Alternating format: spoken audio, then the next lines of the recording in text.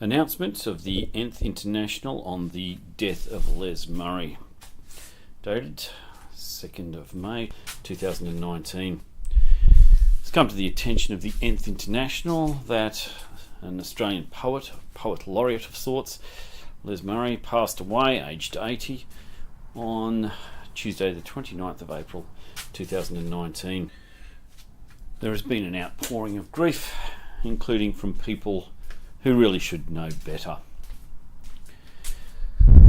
Les Murray's position on immigration has perhaps earned him some degree of infamy, and we can briefly look at this, though it's not really in context the most serious issue, though certainly a significant one.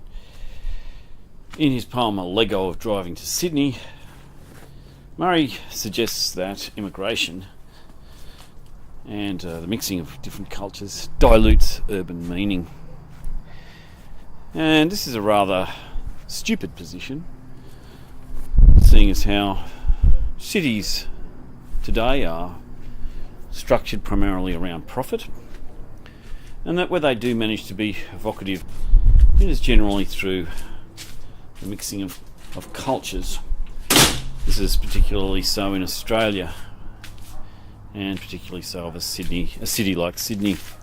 In Australia, at least, due to a colonialist history, the Anglo-Saxon white bread culture, upheld by Murray through most of his life, punches somewhat below its weight.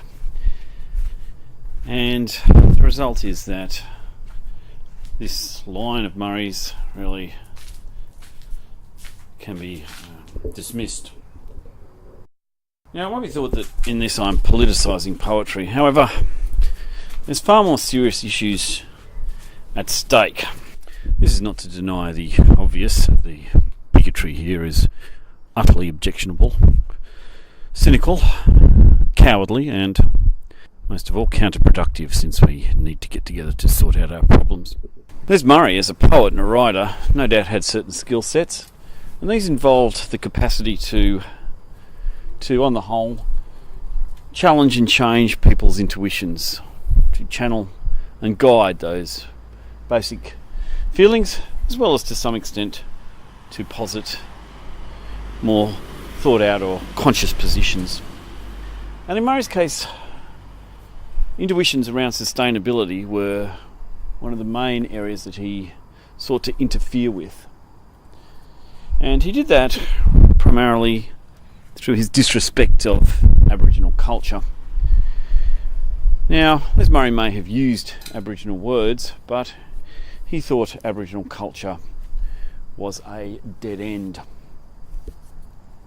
And this theme, along with the road imagery that Les Murray often uses, appears in a number of his works. Now, the big problem here is that, in fact, how we live today has a lot to learn from Indigenous people, especially in respect of sustainability.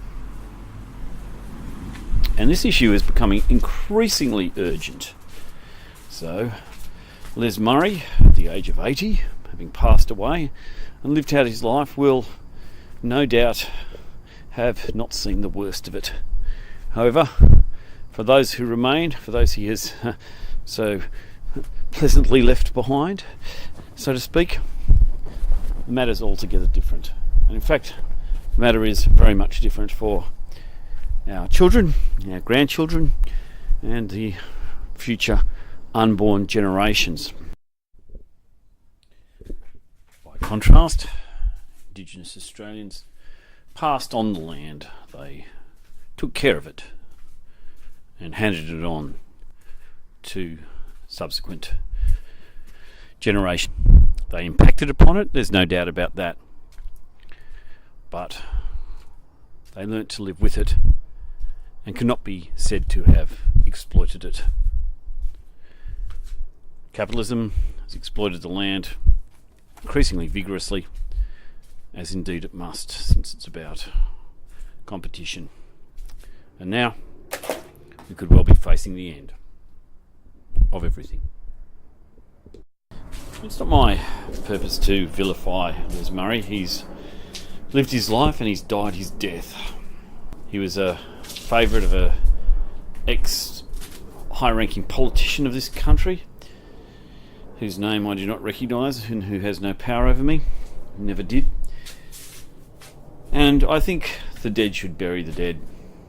But we should recognise that Les Murray misused any capacities, talents he had to attack intuitions that in fact needed to be nurtured.